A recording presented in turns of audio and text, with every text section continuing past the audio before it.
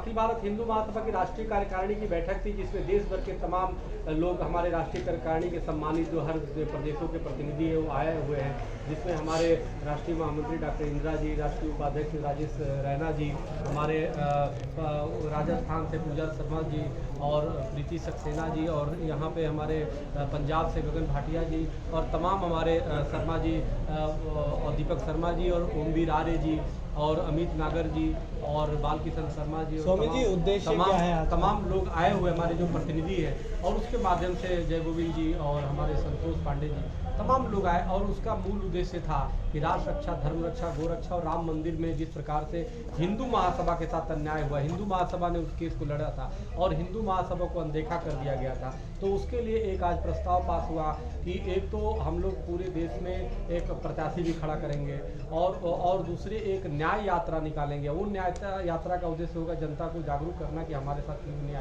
अन्याय किया गया, क्योंकि राम मंदिर का हिंदू महासभा ने लड़ा और उसको अनदेखा कर दिया। और इसी राजनीतिक परिप्रेक्ष्य में एक राग जो राष्ट्रीय गठबंधन है उसका भी गठन हुआ, जिसमें कई राजनीतिक पार्टी भी जुड़ रही हिंदू महासभा के नेतृत्व में, जिसमें सपाक्स पार्टी के हमारे राष्ट्रीय अध्यक्ष हीरालाल त्रिवेदी जी हैं, ये संयोजक इनको बनाया गया है, और हमारे समान अधिकार पार्टी के शर्मा जी हैं, तो ये प्रवक्ता हैं। तो ये सब मिलकर के हम लोग लड़ा है कि पूरे देश में एक तो हर जगह इसकी यात्रा निकालेंगे और प्रेस कॉन्फ्रेंस करेंगे, न्याय यात्रा उसका नाम होगा, और दूसरी आवश्यकता पड़ने पे सभी राज्यों में जहाँ जहाँ भी हो हम अधिक से अधिक प्रत्याशी भी खड़े करेंगे। स्वामी जी, आपकी जो ये पार्टी है जो आपने प्रत्याशी खड़े करे, ये किसके खिलाफ कर रहे हैं? अगर बीजेपी के खिलाफ कर रहे हैं तो अखिल भारतीय हिंदू महासभा पार्टी बनेगी, क्यों विश्वास करेगी आपकी पार्टी पे? क्या जो हिंदू है वो पहले एक लगता था कि हमारे मंच पे हमारे साथ में कोई खड़ा है तो फिर वो पार्टी बन जाएगी, तो आपकी पार्टी के साथ क्यों खड़े होंगे? भारत की सबसे पुरानी अगर जो पार्टी देखा जाए, संगठन देखा जाए, 1882 में हिंदू महासभा की स्थापना हुई और 1915 में पंडित मदन मोहन मालवीय जी ने इसकी राष्ट्रीयकरण किया। और भारत की सबसे पुरानी राजनीतिक पार्टी भी कोई है तो वो है अखिल भारत हिंदू महासभा। जब देश में निर्वाचन आयोग का भी अस्तित्व नहीं था, उस समय अगर पॉलिटिकल पार्टी के रूप में जो पहला पार्लियामेंट का चुनाव हुआ भारत में, तो उसमें हिंदू महासभा लड़ी थी।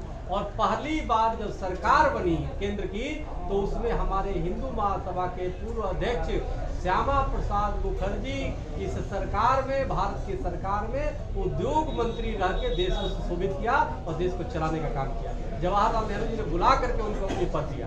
तो कहने का मेरा मतलब है हिंदू महासभा राष्ट्र की भी कार्य करती है। हिंदू महासभा पंडित मदन मोहन मालवीय जी के दिखाए हुए रास्ते पे चल के धार्मिक, सामाजिक और अनेक क्रांतिकारी कार्य करती है, और उसी प्रकार से आवश्यकता पड़ने पर राजनीतिक भी क्रांति करती है। आज चुनाव है यूपी में, यूपी आपका टारगेट है, सीधा ये बता दो कि सभी पार्टी अब हिंदू की बात कर रही है, वो कह रही है कि जी हम हिंदू का सम्मान करते हैं, कांग्रेस जनेऊ पहनती है, कांग्रेस जो कहती है हम हिंदू का साथ देंगे। अब आपकी पार्टी किस तरीके से हिंदू को लेकर चलेगी? क्योंकि बीजेपी भी कहती है कि हिंदू हमारा धर्म है।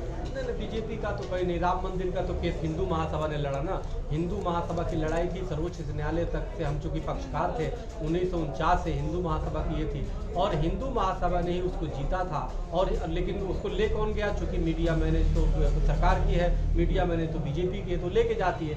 उसी के लिए हम उसी न्याय के लिए न्याय यात्रा निकालेंगे कि वो हिंदू महासभा जो पंडित मदन मोहन जो भारत रत्न के जो थे उनके संस्थापक की हिंदू महासभा, वो हिंदू महासभा जो वीर सावरकर जिसके अध्यक्ष हुआ करते थे, जिन्होंने राजनीति में दिशा देने का काम किया, वो हिंदू महासभा जिसे भाई परमानंदी ने अपने खून से सींचने का काम किया, उस हिंदू महासभा को कहीं न कहीं राजनीतिक पार्टियों, खासतौर से सत्ता में बैठी हुई बीजेपी कहीं न कहीं अनदेखा कर रही है, कहीं न कहीं इसका शोषण कर रही है। तो इसलिए ये अनेक पार्टियों से जो अपना दल कौन कौन से तो गठन कर देती है, उनको अस्तित्व में ला देती है, राजभर के पीछे तो लगी हुई है, लेकिन हिंदू महासभा को अनदेखा करती है। तो इसलिए इसकी लड़ाई लड़ेगी और उसके साथ अपने मित्रों को लेगी, समान अपने विचारधारा के लोगों को जोड़ेगी, जिसमें जो दाग बना है राष्ट्रीय गठबंधन। स्वामी जी, सवाल ये है कि यूपी चुनाव में केवल 3 महीने बचे, 3 महीने पहले इस पार्टी को बनाना, संगठनों को जोड़ना, क्या सिर्फ राजनीतिक लाभ लेना है या जनता की भी कोई भलाई के लिए? नहीं, हमारे 3 महीने नहीं, हमारे करीबन 1882 में हमारी संगठन है, 1915 हमारे ग्राम ग्राम तक हमारी संगठन की वो है, उसमें किसी प्रकार की वो नहीं होगा।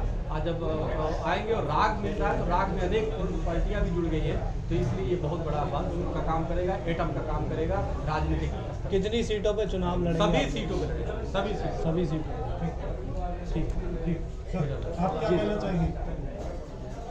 देखिए, समाज पार्टी का उदय मध्य प्रदेश से हुआ है।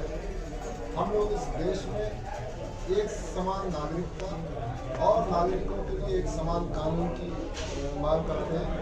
भाजपा हो या कांग्रेस, एक नामना एक सामना, दोनों हिंदू समाज को लड़ाने का काम कर रही है, अभी तक जातियों में बांट रही है। आप देखिए कि इनके हर निर्णय जातिवादी निर्णय होते हैं, लोगों को इनके कानून जातिवादी बनते हैं। एट्रोसिटी एक्ट इन्होंने बनाया, 2016 में अमेंडमेंट कर दिया, उसमें